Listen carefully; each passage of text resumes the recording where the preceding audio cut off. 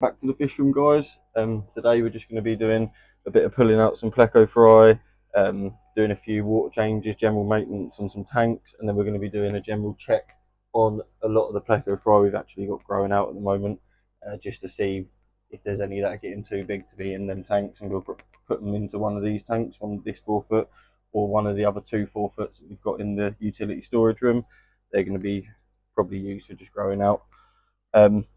And yeah, that's it. We'll probably just get into the video. And this tank that we moved the zebra plecos and super whites into, I think you can see it from there how tannin stained it is.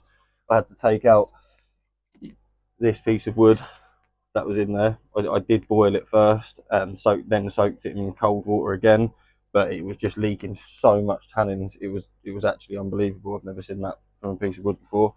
This tank's already had 2 50% water changes and it's still this orange. So right, let's get into the video. So this is the tank I just mentioned. It's actually really still completely tannin stained. You can barely see down the back of there where the sponge filters are. We're just gonna give this another probably 30 or 40% water change.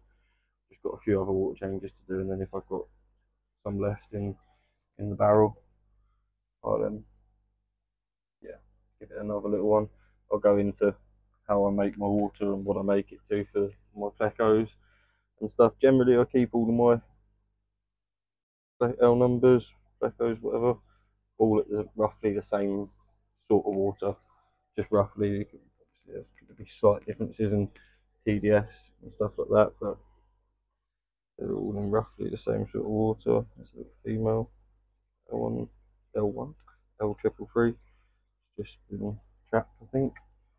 I've just moved all the moss around in this tank and kicked the mulm up. We're gonna get the flashlight and have a look in here before we put them. Yeah, let's just do a quick water change on this tank just for peace of mind.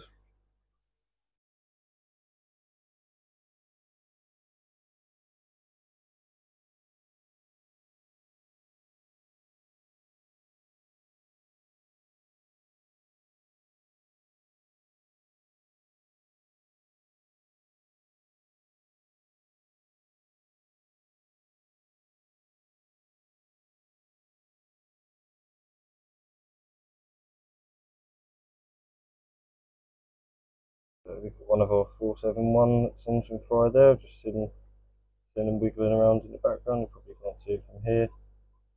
One of the fry that escaped a long time ago on top of the cave. So we'll get to pulling him out. And then we'll get to pulling the 236 out as well and see how they're getting on.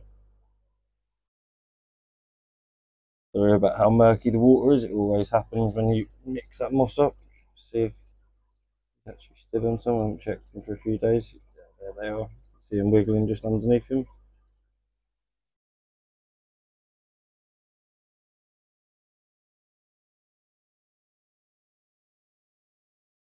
Hopefully, right, we'll get to pulling him out and you can take a look at them as well. Okay, so let's just for a minute talk about water, just because it's just been requested from a subscriber. They wanted to know exactly how I mix my water up and how what my water is that I do my water changes with, and generally it will mean it's the water in the tanks.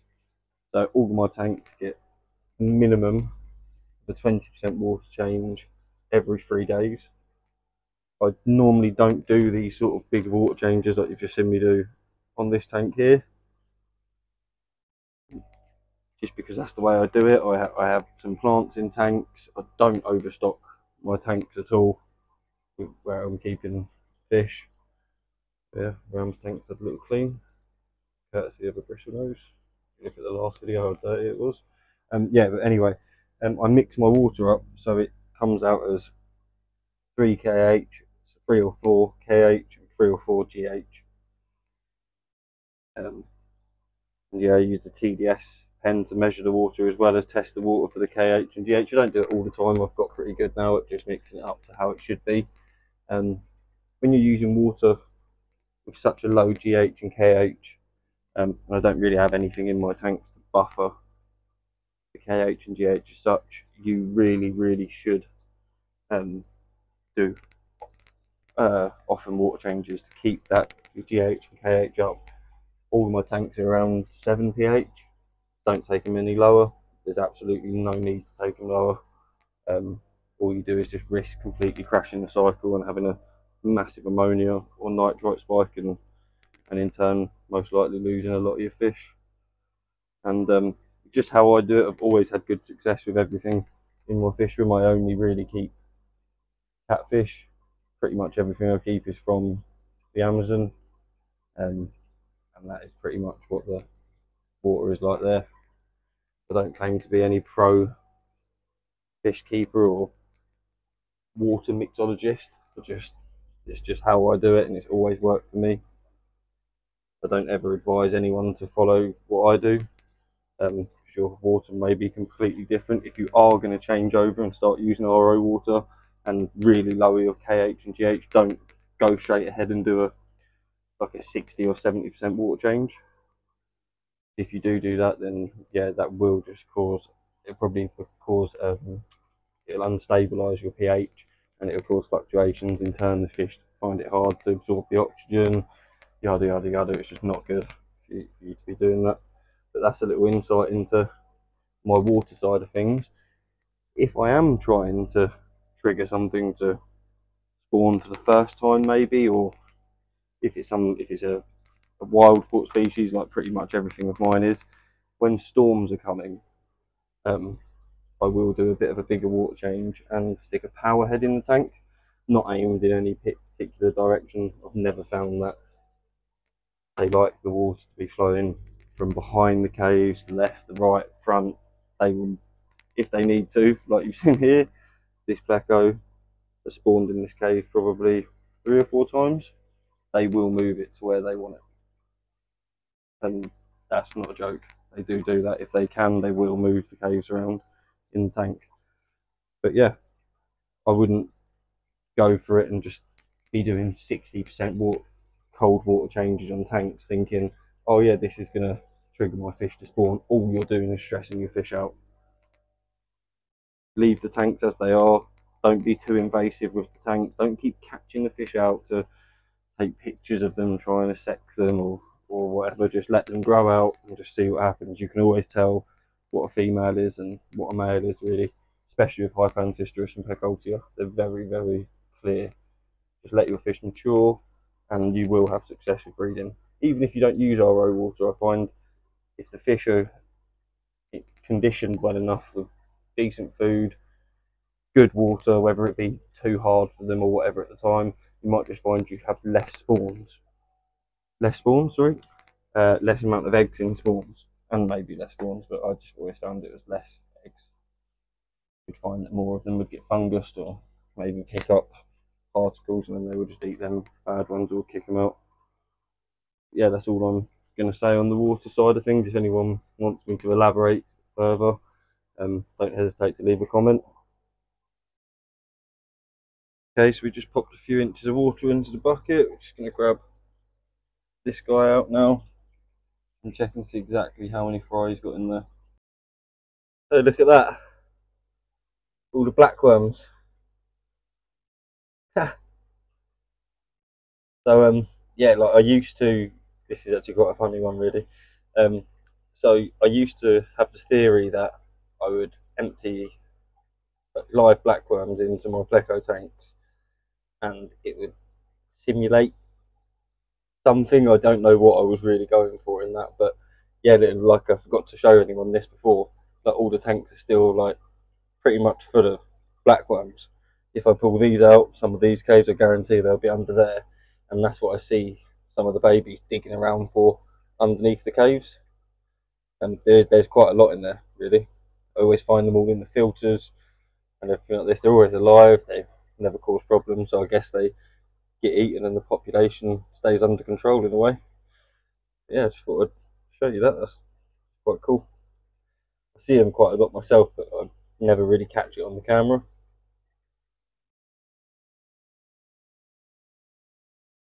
So this is the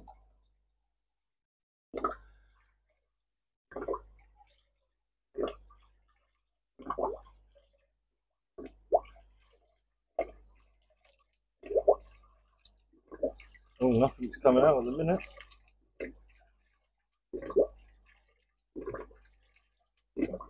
Strange. They're all definitely in there with him. There's one.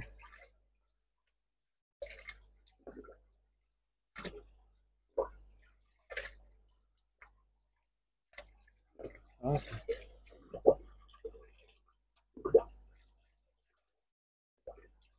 There we go. Nearly got him out.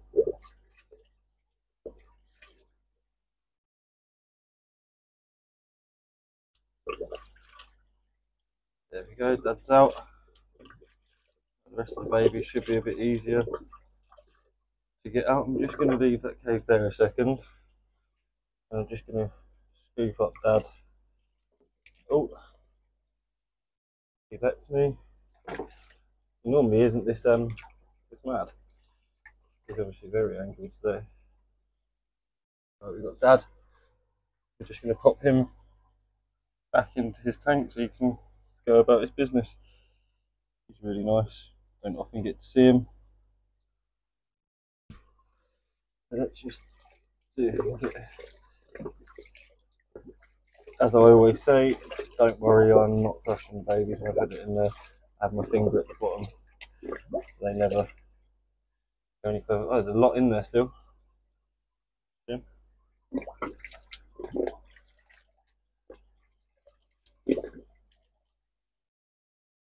So as you can see, I've got a few more out. Sometimes it's beneficial just to empty it like this. So with no water in it for a second, there's probably maybe 7 or 8 left in there. So now when you do that, they normally let go. Besides, not always, but most of the time. Cool.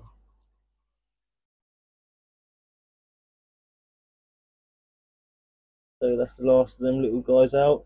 I've just done a little check, and there was 18 there. So 18 more. Nice L236 basics. It looks like he's bred with the young basic female rather than the RB female, but that's fine.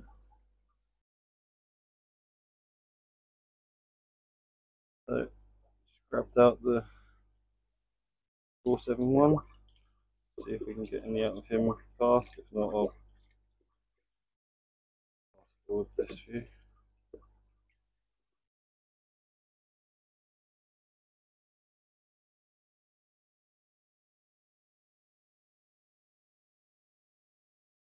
Really nice male, this one. Give him a little bit of time to come out.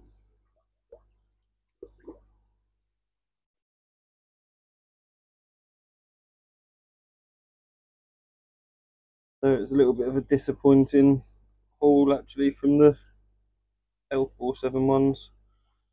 Only got 5 out of them, and the cave was definitely empty, and they wouldn't have got out yet. Maybe there was a problem with the spawn. I'm not too sure.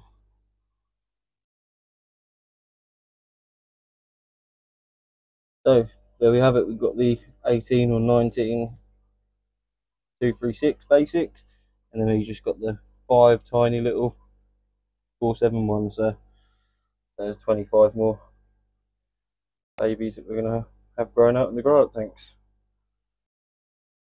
So I think I'll leave that one there with you today, guys, and that was just a quick one we did today.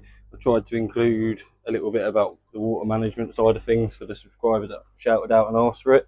And I'm going to get these babies into their new tanks and top off a few waters in some tanks, and the next video will be me moving all of the fry that are growing out in this tank and this tank into their final grow out stage, where they'll be able to reach 5-6 centimeters. At the moment they're all about 2.5-3 centimeters. But yeah, if you enjoyed it, give us a like and possibly subscribe if you wanted to. Thanks for watching again. Take it easy, and I'll catch you in the next one.